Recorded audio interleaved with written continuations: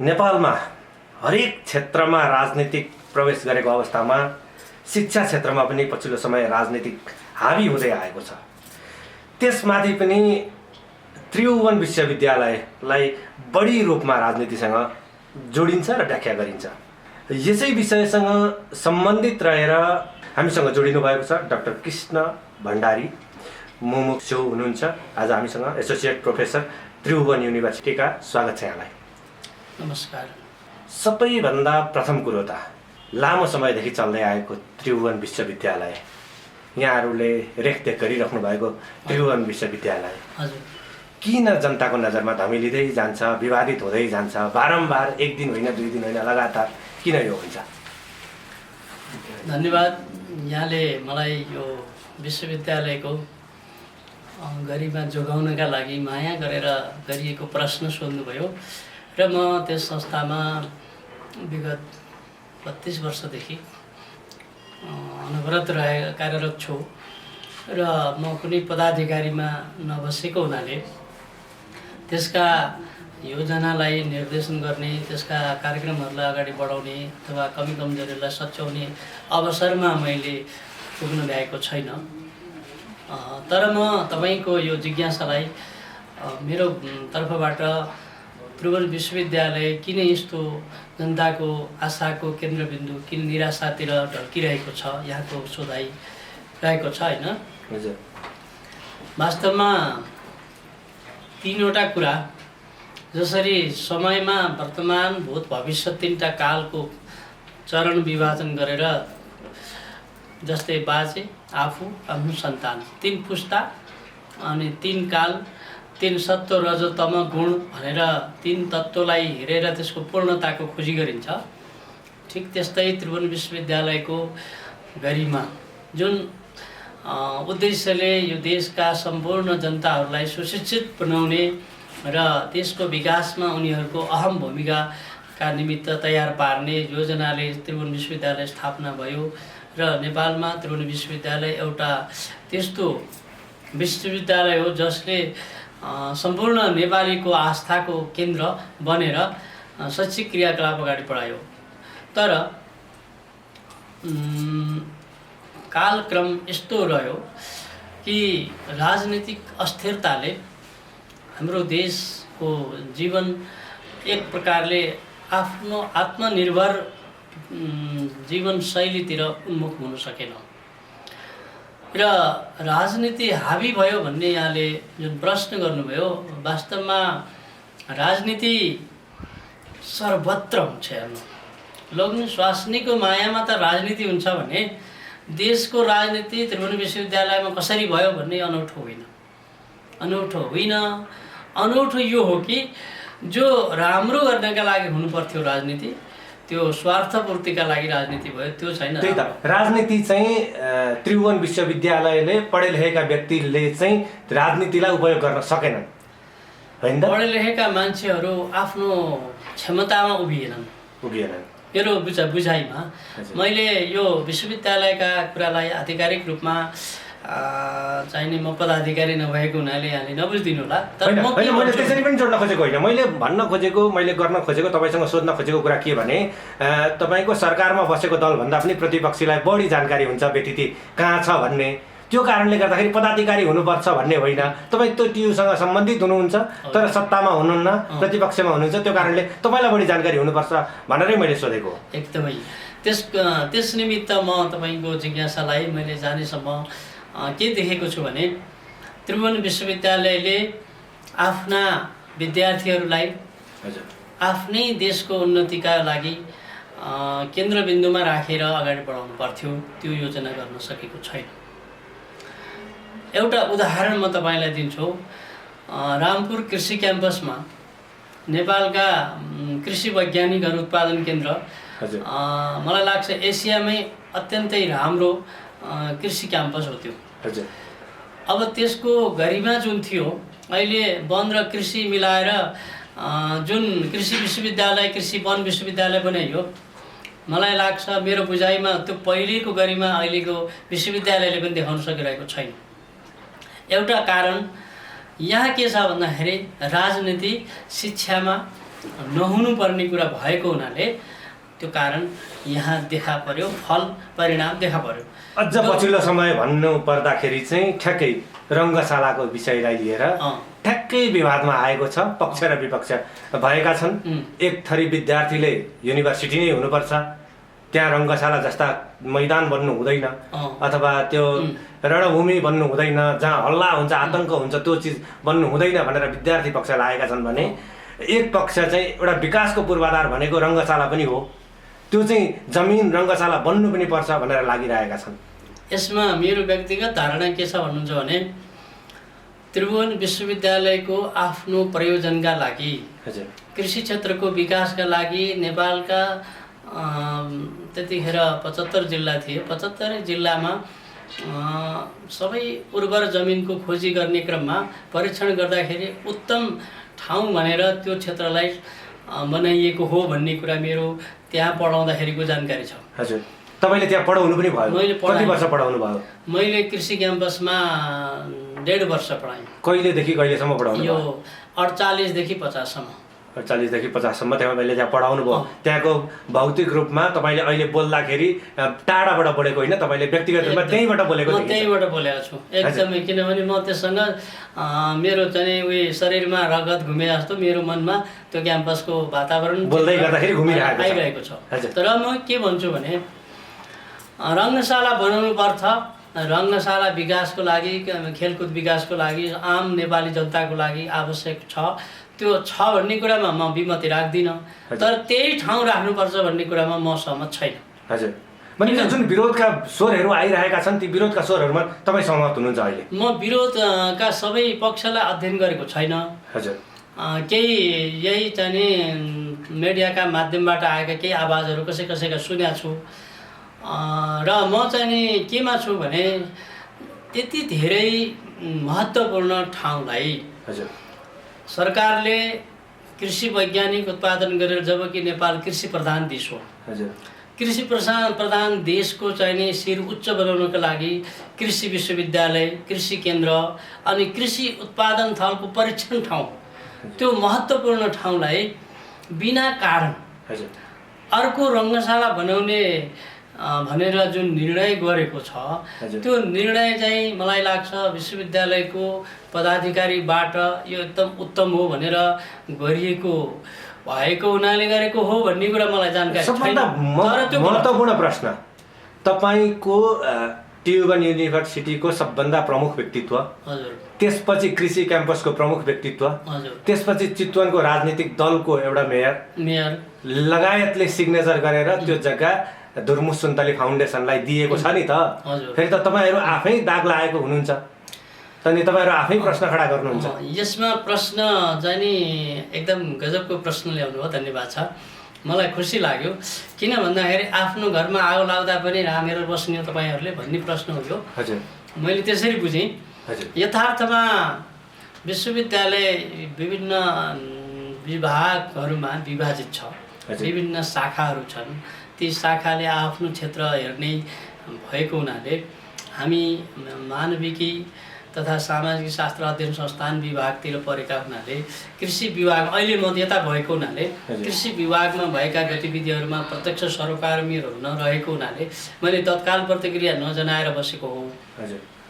तर यहाँले अघि भने जस्तै पदाधिकारीहरूबाट विधिवत रूपमा त्यसलाई चाहिँ खेलकुद रङ्गशाला बनाउने भन्ने आधिकारिक निर्णय गरेर प्रदान गरिएको हो, किन भयो भन्ने जिज्ञासा तपाईँले गर्नुभयो।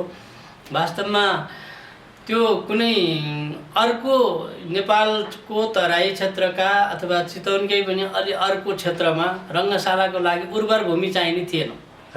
जहाँ चाहिँ पक्की बनाएर दगुर्ने मैदान बनाइन्छ, त्यसका लागि जहाँ अत्यन्त उर्वर जमिन छ त्यो जमिनको आवश्यकता पर्दैन। मेरो चाहिँ ब्रह्मले के भन्छ भने जहाँ चाहिँ जमिन खाली छ, बाँझो छ, अनुर्वर छ, त्यस्तो क्षेत्रमा चाहिँ यो रङ्गशाला बनाउनु पर्थ्यो।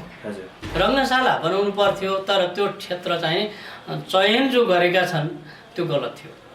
गलत लाग्छ। युनिभर्सिटीमा रङ्गशाला बनाउनु हुँदैन थियो तपाईँको स्पष्ट धारणा? मेरो स्पष्ट धारणा, मैले यहीँ कीर्तिपुरमा पनि के भनेको छु भने रङ्गशाला चाहिँ बनेको छ, लिजमा दिएको छ, त्यसले खेलकुद क्षेत्रको लागि राम्रो गरेको छ, तर देशमा कतै जग्गै नभएर चाहिँ बाध्यताले बनाउनु परेको एउटा स्थिति र हजुर अनि विभिन्न क्षेत्रहरू हुँदाहुँदै त्यो विद्या मन्दिर भनेको कस्तो भने अत्यन्त शान्त हुनुपर्छ। हेर्नु हजुर हामी जो कहिल्यै पनि यथार्थ के हो भने शान्ति नभइकन ध्यान हुँदैन, हजुर शान्ति नभइकन विद्या अध्ययन हुँदैन। त्यसैले शैक्षिक मन्दिरभित्र अतिरिक्त अन्य खेलकुदका कार्यक्रमहरू चाहिँ सम्पूर्ण जनसहभागिता हुने खालका चाहिँ ठुला खेलकुद चाहिँ त्यहाँको उपयुक्त हुँदैन। किन भनेपछि खेल हुँदाखेरि मान्छे आउँछन्, भिडभाड हुन्छ, आउँछ, विद्यार्थीको शान्ति खलबलिन्छ, त्यसपछि खेल सुरु हुन्छ, खेल सुरु हुनु भएपछि हुटिङ हुन्छ, त्यसले पढाइमा डिस्टर्ब गर्छ। स्पष्ट रूपमा तपाईँले भन्न खोज्नु भएको कुरा होइन, पढाइको डिस्टर्ब चाहिँ अलि दूरी चाहिँ छ, तर त्यसले त्यस्तो पक्ष भन्दा पनि जस्तै मानव एउटा खेलकुद भइरहँदा लाखौँ मान्छे त्यहाँ दर्शक भएर आउनु पर्यो। हजुर अब तिनीहरूलाई चाहिँ नि भित्रै टोयलेटको व्यवस्था अहिलेसम्म छैन। तिनीहरू कहाँ जानु पर्यो, जता चौर छ खाली छ त्यहाँ गएर फोहोर गर्नु पर्यो। होइन, त्यो त व्यवस्थापन हुँदै जान्ला भनेपछि मैले त्यो कुरा भ्याउँछु। दोस्रो कुरा, त्यो शैक्षिक मन्दिरभित्र भन्दा त्यसको आसपासमा अलिक कुनै क्षेत्र चाहिँ खोजेर त्यस्तो बनाएको नम्बर 1 त्यो गर्नु पर्थ्यो। त्यो चाहिँ यहाँका पदाधिकारीहरूले किन बिर्सेका हुन्, म पनि प्रश्न गर्छु। दोस्रो म के भन्छु भने जहाँ चाहिँ अब सम्पूर्ण जनसहभागिता हुने क्षेत्र छ, त्यो क्षेत्र विशुद्ध अध्ययन अध्यापनसँग चाहिँ छैन, त्यो खेलकुदसँग मात्रै केन्द्रित रह्यो। त्यसो भएको हुनाले यो शैक्षिक क्षेत्रभित्र अनि विश्वविद्यालयको प्राङ्गणभित्र हुँदैन। भनेपछि जे भइरहेको छ, जुन तपाईँको गौतम बुद्ध अन्तर्राष्ट्रिय क्रिकेट रङ्गशाला जुन धुर्मु सुन्तलीले फाउन्डेसनले बनाइरहेको छ, त्यसमा मेयरले जुन जग्गा प्रदान गर्नुभएको छ, त्यो बेठिक तपाईँको धारणामा? मेरो धारणामा त्यो कृषि क्याम्पसले त्यति राम्रा हाम्रा विद्यार्थीहरूलाई अध्ययनका लागि उपयुक्त ठाउँ छुट्याएर त्यत्रो वर्षदेखि लगानी गरेको ठाउँ खेलकुद रङ्गशाला बनाएकोमा चाहिँ मेरो आपत्ति छ। भनेपछि 1, 2, 3 बुदागत रूपमा भनिदिनुहोस् न, के कमजोरी छ अथवा के कारणले गर्दाखेरि यो हुनु हुँदैन त्यो ठाउँमा भनेर बताइदिनुहोस् न। मेरा तपाईले व्यक्तिगत रूपमा तपाईले भौगोलिक रूपमा त्यहाँ उपस्थित पनि हुनुभयो। कृषि क्याम्पसले हजुर क्याम्पसमा पढ्ने हाम्रा जेन्युन विद्यार्थीहरूले त्योभन्दा राम्रो, त्योभन्दा धेरै यो ठाउँमा तपाईँहरूले अझ उत्तम परीक्षणको लागि तपाईँहरू अध्ययन गर्नुहोस् भनेर चाहिँ सरकारले नछुट्याइकन हजुर त्यहाँ बनाउनु हुन्न थियो। एक हुन्न थियो। हजुर दोस्रो, त्यो चाहिँ जो बनाइएको छ गौतम बुद्ध नामले, गौतम बुद्ध लुम्बिनीसँग सम्बन्धित भएको हुनाले लुम्बिनीमा बनाइदिएवा चाहिँ हाम्रो के कपाल दुख्थ्यो। रूपन्देहीका जनताले पनि हामीले नाम राखेको नाम चाहिँ चोरी भयो भनेर लगभग एक किसिमको आरोप पनि लगाइरहेका छन्। हाम्रो क्षेत्रमा बनाउन खोजेको यो स्टेडियम भनेर पनि उनले पनि त्यही भन्छ। किनभने गौतम बुद्ध राखिसकेपछि गौतम बुद्धको चाहिँ जुन लुम्बिनी हो, त्यो लुम्बिनीको सेरोफेरोमा त्यो नाम चाहिँ अझ अनुकूल हुन्थ्यो।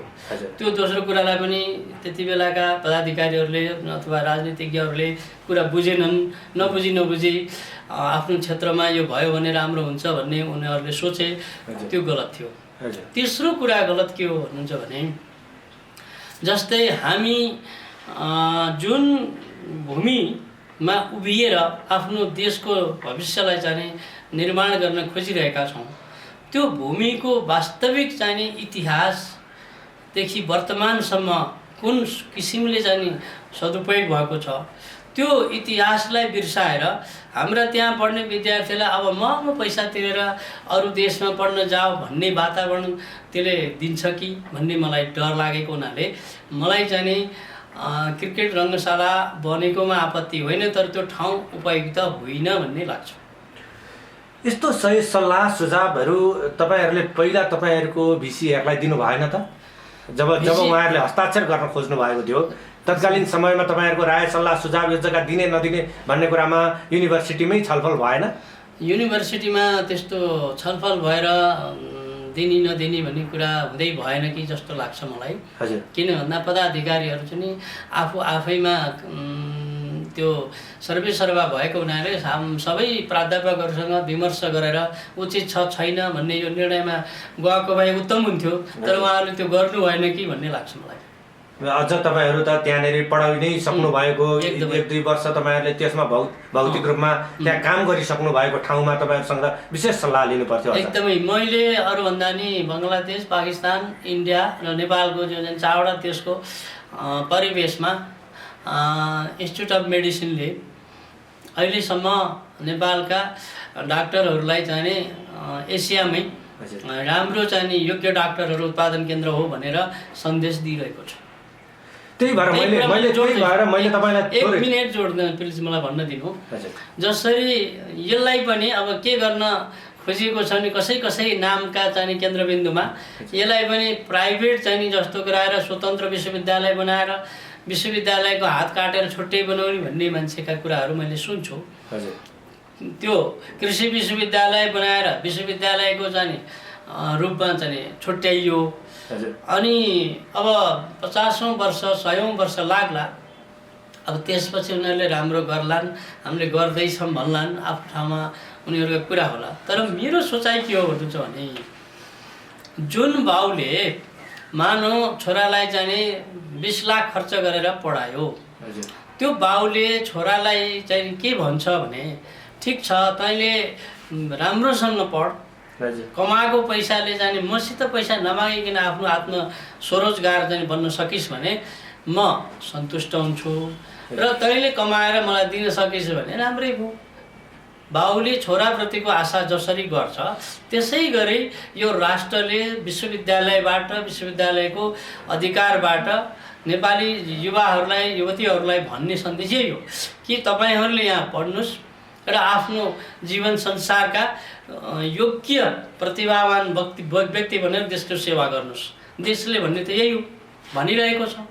तर चाहिँ त्यो ती प्रतिभाहरूले के गर्नु पर्यो भन्दाखेरि आफ्नो देशलाई लात हानेर अर्काको देशमा चाहिँ चाकरी गर्न जाने, शरणार्थी भएर जाने, पलायन हुने, आफ्नो घर जेसुकै होस् भन्ने यो प्रवृत्ति जुन देखा पर्दो छ, त्यही प्रवृत्तिसँग यो गाँसिएको सम्बन्ध हो कि यहाँहरूलाई पनि लागेर मन दुखेर। जस्तो मैले सुरुमा तपाईँलाई प्रसङ्ग जोडेको थिएँ, शिक्षामा राजनीति किन हाबी भयो भनेर जुन प्रसङ्ग जोडेको थिएँ, ठ्याक्कै यहाँ चाहिँ राजनीतिले बौद्धिक जमातलाई चाहिँ आफ्नो कब्जामा बनाएको देखियो। ठ्याक्कै भन्दा रामपुर क्याम्पसमा जुन क्रिकेट रङ्गशाला बन्यो, यस विषयमा हेर्दाखेरि होइन? एकदमै। यहाँ मैले तपाईँले यो कुरा ल्याइसकेपछि मैले केही कुराहरू भन्नुपर्छ। जस्तै विश्वविद्यालयमा अध्ययन गर्ने विद्यार्थीहरू आफ्ना केही मागहरू पुरा नहुँदा विश्वविद्यालय नै तोडफोड गर्ने चरित्रका हामीले बेला बेलामा घटनाहरू तपाईँहरूकै विद्यार्थी विशेष भनौँ, हामी छँदा त मैले त त्यस्तो अपराध ठान्छु गरिनँ होइन। किन तपाईँहरूकै विद्यार्थी त्यो मन्दिर हो, त्यो मन्दिर भत्कायो भने त्यहाँ मन्दिरमा बस्नुको शोभा हुँदैन। त्यसैले केही त्यस्ता प्रवृत्तिहरू हुँदै नेपालको राजनीति अगाडि बढ्यो। त्यसका कारण 2-3टा अरू कारण छन्। जस्तै राजनीतिज्ञहरूले आफ्ना विद्यार्थीहरू बनाउने, स्कुलिङ गर्ने के गरे त भन्दाखेरि सारा स्कुलका विद्यार्थी, कलेजका विद्यार्थीलाई उनीहरूले राजनीतिक प्रशिक्षण दिएर अनि उनीहरूको चाहिँ पाठशाला बनाए। विश्वविद्यालय नाम रह्यो, कर्म कस्तो भयो भन्दाखेरि चाहिँ विश्वविद्यालयप्रति इमान्दार हुनुपर्ने मान्छे सरकारप्रति, सरकारका नेताप्रति, आफ्ना दलीय नेताहरूप्रति जिम्मेवार हुने त्यो कुसंस्कार ती विद्यार्थीहरूका क्रियाकलापले देखियो। अब के भन्नुहुन्छ, रङ्गशाला जुन एउटा जग हालिसकिएको छ रङ्गशाला, त्यहाँ बनाउन उचित हुन्छ कि हुँदैन, अथवा त्यहाँ नबनाइदिए हुन्थ्यो अन्त बने हुन्थ्यो भन्नुहुन्छ, के भन्नुहुन्छ तपाईँ? अब मेरो भित्री विचार बुझ्नुहुन्छ भने अब त्यहाँ के कति भौतिक निर्माण भयो म हेर्न गएको पनि छैन। अब बेला बेलामा जाने टेलिभिजनले देखाएका दृश्यहरू मात्रै हेरेको छु मैले। किन भन्दाखेरि रङ्गशालाका लागि विभिन्न देशबाट नेपालीहरूले अनुदान दिएर सहयोग गरेर बन्दैछ भन्ने कुराले त्यो एउटा राम्रो काम हुँदैछ भन्ने बाहिर हल्ला छ। तर त्यहीँका केही व्यक्तिहरूले उठाइरहेको प्रश्न र मेरो मनमा पनि लागेको प्रश्न के हो भने यो देशले चाहिँ यति बेला देशका प्रबुद्ध वर्गहरूसँग बसेर त्यो ठाउँ चाहिँ कृषि विश्वविद्यालयमा पढ्ने विद्यार्थीको हक हितलाई त्यसले खोज्यो कि खोजेन, हजुर त्यो कुरा सरकारले सबभन्दा पहिले खोज्नुपर्छ। हजुर र त्यो उत्तम ठाउँ थियो, त्यो ठाउँले नमासेको भए हुन्थ्यो अथवा त्यसको सेरोफेरोमा अलिक कतै बनाएको भए हुन्थ्यो भन्ने कुरामा मेरो विमति छैन।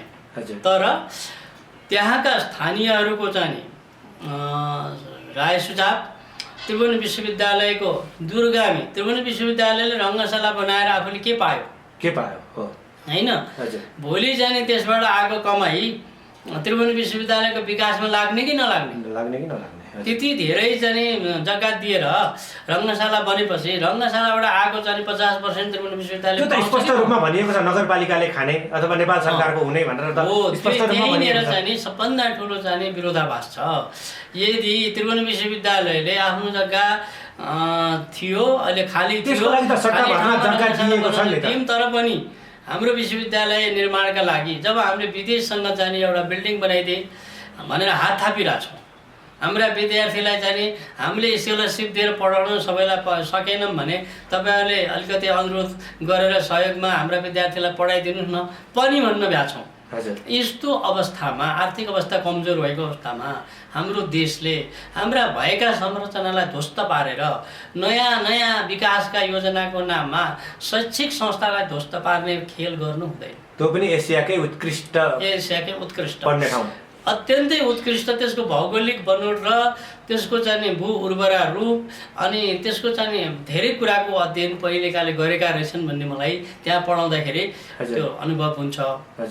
तपाईँ अहिले चाहिँ कस्तो छ, म चाहिँ भने नि म 48 देखि 50 सम्म त्यहाँ पढाउने क्रममा तपाईँ यसरी कुटी बनाएर त्यहाँ विद्यार्थीका छात्रावासहरूमा, आवास शिक्षकहरूका आवासहरूमा मौरी आएर चाहिँ महका चाकाहरू पारिन्थ्यो। त्यस्तो चाहिँ कति सुन्दर वातावरण, यता नदी नजिकै छ, जङ्गल नजिकै छ, उर्वरा नजिकै छ, बजारबाट अलिकति टाढा छ, पढ्नलाई शान्त छ, सबैभन्दा मुख्य कुरो तपाईहरू विद्यार्थी उत्पादन गर्नुहुन्छ, एउटा भविष्यको कर्णधार उत्पादन गर्नुहुन्छ। ती विद्यार्थीलाई राजनीतिक बाहेक केही सिकाउनु भएन त? यो म प्रतिको लक्षित आरोप चाहिँ मैले यो लिन सक्दिनँ। किन सक्दिनँ भन्दा मैले राजनीति गर भनेर विद्यार्थीलाई भन्दिनँ। मैले विद्यार्थीलाई के भन्छु भने कुनै पनि विचार तपाईँले लिनुहोस् हैन। नेपालमा जति पनि राजनीतिज्ञहरू छन्, कुनै पनि विचारमा तपाईँ स्वतन्त्र हुनुहुन्छ, स्वतन्त्र हुनुहोस्, तर देशको लागि केही गर्नुहोस्। तपाईँ बाँच्दै मरेपछि होला कि भन्ने नगर्नुहोस्। बाँचुन्जेल तपाईँका हातले, तपाईँका विचारले, तपाईँका कर्मले यो देशको भोलबारी सुन्दर हुनु पर्यो, यो देशको विश्वविद्यालयको इज्जत बढ्नु पर्यो, यो देशका चाहिँ वैज्ञानिकहरूको, डाक्टरहरूको, इन्जिनियरहरूको, यी सबै सामाजिक व्यक्तिहरूको इज्जत बढ्नुपर्छ। अब यहाँनिर म तपाईँलाई एउटा थप कुरा गर्छु। यो विश्वविद्यालयको महिमा चाहिँ थोरै शब्दमा भ्याउन सकिँदैन। संसारमा विश्वविद्यालय नबनिकन त्यो देशलाई विकास गर्ने कुनै पनि आधार फेला पर्दैन। यहाँ एउटा के छ भन्नुहुन्छ भने हाम्रा वैज्ञानिकहरू, डाक्टरहरू, इन्जिनियरहरूले जुन दुःख गरेर आफ्नो चाहिँ रिसर्च गर्नुहुन्छ, अनुसन्धान गर्नुहुन्छ, त्यो अनुसन्धान सरकारले तुरुन्तै प्रकाशन गरिदिएर त्यसका गुण अवगुणमाथि छलफल गराएर त्यो जनतामा चाहिँ व्यापक रूपमा पुर्याउन सकेको भए ती अनुसन्धाताहरूको, डाक्टरहरूको, इन्जिनियरहरूको, प्रोफेसरहरूको मर्यादा ओहो उनीहरूले गरेको अनुसन्धान कति राष्ट्रका लागि कति दूरगामी रहेछ भन्ने शिक्षा हुन्थ्यो। यहाँ भइदिएको के भन्दाखेरि उनीहरूले गरेको अनुसन्धान केहीले सक्नेले छापे, धेरैका झन् त्यहाँ गएर थन्किए। अनि धेरै पैसा कमाउनका लागि यहाँ वातावरण भएन भनेर केही अवसरको खोजीमा बाहिरतिर लम्किए, केही चाहिँ आफ्नो जागिर धान्ने काममा बसी मात्रै रहे। यी दुईटा विरोधाभासले के भयो भन्नुहुन्छ भने तपाईँ एउटा पत्रकार हो, पत्रकार भनेको राज्यको चौथो अङ्ग हो। चौथो अङ्गको मन किन दुख्या छ भन्दाखेरि चाहिँ सुशासन राज्यले प्रयोग गर्यो भने चौथो अङ्ग पनि खुसी हुन्छ, कुशासन ल्याइदियो भने चौथो अङ्गलाई पनि दुःख हुन्छ। त्यही तपाईलाई जुन एउटा सुव्यवस्थित समाजको निर्माण होला कि भन्ने आशामा धमिलो पानी पर्यो, ठिक त्यस्तै मेरो मनमा पनि एउटा भएको सबभन्दा जेठो विश्वविद्यालयलाई अझ मर्यादित, अझै व्यवस्थित, अझै स्तरोन्नति गरेर अझै अनुसन्धान र तालिमद्वारा नमुना विश्वविद्यालय बनाउनु पर्ने ठाउँमा यसका हाँगा काटेर धेरैवटा विश्वविद्यालय बनाएर अनि सबै पदाधिकारीहरू मात्रै नियुक्ति गरेर देशको विकास गर्छु भन्ने कुरा चाहिँ नेपालको सन्दर्भमा त्यो बेला अझै आइपुगेको छैन जस्तो लाग्छ मलाई। हुन त कुराहरू धेरै गर्न बाँकी छन्, हामी अर्को फेरि एपिसोडमा फेरि कुरा गरौँला। अहिले हामीले सबै कुरा समेट्न यति थोरै समयमा सक्दैनौँ पनि अन्त्यमा बताइदिनुहोस् ठ्याक्कै के गर्दा अबको निकास के त? रङ्गशाला र राजनीति जुन जोडिएर त्यहाँ अहिले जुन यो विकराल स्थिति बनेको छ, मलाई के लागेको छ भने अब त्यो जुन निकायले निर्णय गरेर त्यो रङ्गशाला बनाउनका लागि सहमति दिनुभएको छ, ती निकायहरूले र त्यहाँका जनप्रतिनिधिहरूलाई र कृषिविद राष्ट्रिय अन्तर्राष्ट्रिय अब त कुनै पार्टीका मात्रै केन्द्रित भएर चाहिँ नि यहाँ विचारले पनि काम नगर्ला भइसक्यो। त्यस कारणले विश्वका विकसित देशका कृषि वैज्ञानिकहरूका केही विद्वानहरूलाई पनि ल्याएर 5-7 जना विद्वानहरूलाई ल्याएर यो हाम्रो कार्यक्रमले अब नयाँ युगमा कसरी अगाडि जानुपर्छ भन्ने बहस चलाएर त्यो चाहिँ टुङ्ग्याउनुपर्छ छिटोभन्दा छिटो। अन्यथा अब त्यहाँ करोडौँ अरबौँ रुपियाँ खर्च गर्ने पछि भत्काउने स्थिति आयो भने के त्यसले हामीलाई 50 वर्ष हामीलाई यो राजनीतिले पछाडि धकेल्यो, त्यो विकासले पनि पछाडि धकेल्यो भनेर पछि निराशा मात्रै गरेर त हामीले त सुख पाउँदैनौँ, आफ्नो टाउको ठटाएर त आफैलाई दुख्ने हो। त्यसो भएको हुनाले छिटोभन्दा छिटो यो गुनासो नरहने गरी यस्तो विकल्प जाने तपाईहरूले योभन्दा उत्तम जमिन यहाँबाट लिन सक्नुहुन्छ, तपाईलाई चाहिँ योभन्दा उत्तम चाहिँ अरू के चाहियो भनेर चित्त बुझाउने काम सरकारको तर्फबाट ती प्रतिनिधिको तर्फबाट स्पष्टीकरणको रूपमा उहाँले छर्लङ्ग पारिदिनु भयो भने जनमानसमा आएको चाहिँ यो दुविधा अन्त हुन्छ मेरो विचारमा। दोस्रो कुरा चाहिँ यी प्रतिनिधिहरूले जे गरे तापनि वास्तविक हामीले सही गरेका थियौँ कि थिएनौँ भनेर एकपल्ट पुनर्विचार गरेर त्यो कुराको चाहिँ वास्तविकता चाहिँ बाहिर ल्याइदिने हो भने मलाई लाग्छ यो त्यहाँका स्थानीय जनताहरूको मनोभाव पनि कुनै पार्टीले बनाएको हामीलाई मन पर्दैन भन्ने खालको सोचो छोटोतिर नगएर विकास सबैको साझा हुनुपर्छ र विद्या पनि सबैको साझा हुनुपर्छ। त्यो साझा मान्यतासँग साझा इज्जतसँग चाहिँ अघि बढेको विकासको काम नै त्यो विश्वविद्यालयको गरिमायुक्त काम हुन्छ भन्ने मेरो धारणा छ। पक्कै पनि डाक्टर कृष्ण भण्डारी सर जनशासनको विषयमा आफ्ना महत्त्वपूर्ण अभिव्यक्ति दिनुभएकोमा यहाँहरूलाई धेरै धेरै धन्यवाद दिँदै आजको कार्यक्रम यहीँ बिट मार्न चाहन्छु। धन्यवाद। मलाई तपाईँको स्टुडियोमा ल्याएर विचार कुरा गर्ने अवसर दिनुभयो तपाईँहरूको सबै टिमलाई म एकमुष्ट धेरै धेरै धन्यवाद व्यक्त गर्छु। अहिले 2077 साल बिदा हुँदैछ र हाम्रो सामु नयाँ वर्ष 2078 साल प्रवेश गर्दैछ। वास्तवमा यी नयाँ वर्षका सुअवसरमा म सम्पूर्ण नेपाली दाजुभाइ दिदीबहिनीहरू बुवा आमाहरू सबैलाई सबै पेसाकर्मीहरूलाई सबै मजदुरहरूलाई सबै इष्टमित्रहरूलाई बन्धुहरूलाई के भन्छु भने मात्र चाहिँ क्यालेन्डरको गते फेरिएर नयाँ वर्ष आयो भन्ने यो वर्ष नहोस्। मात्र हिजोको लुगा फालेर मैले नयाँ लुगा लाएँ भनेर नयाँ वर्ष त्यो वसन्त ऋतुको आधा भाग सकियो अब आधा भाग मात्रै छ भन्ने नयाँ वर्ष नहोस्। यो नयाँ वर्ष यस्तो सङ्कल्पको होस् जसरी कुनै अनुष्ठान गर्ने व्यक्तिले अनुष्ठानको अगाडि सङ्कल्प गरेपछि जौ तिल कुश समातेर म यो पुरा नहुँदासम्म यहाँबाट उठेर बाहिर पनि जान्न, अरू व्यवहार पनि गर्दिनँ, यसैलाई निर्विघ्नतापूर्वक सम्पन्न गर्नका लागि म चाहिँ प्रतिबद्ध छु भनेर सङ्कल्प गर्छ। ठिक त्यस्तै हरेक नेपालीले मातृभूमिलाई माया गरेर आफ्ना परस्परका कटुता भावलाई त्यागेर विसङ्गतिलाई मासेर अनि एकभन्दा अनेक जुक्तिद्वारा परस्परमा सद्भाव बाँडेर साझा अस्तित्वलाई स्वीकारेर सबै चाहिँ यो कुरीति विथिति अथवा असङ्गति यी सबैलाई चिर्दै नयाँ वर्ष 2078 सालले नेपालको राजनीतिमा, नेपालको शिक्षा नीतिमा, नेपालको व्यवसायमा, नेपालको वाणिज्य व्यवसायमा, नेपालका हरेक उद्योगमा हरेक जनताको मनोभावनामा नयाँ एउटा तरङ्ग बिहानी किरण जस्तो खुसीको लहर ल्याइदियोस्। म सबैमा हार्दिक मङ्गलमय शुभकामना व्यक्त गर्दछु।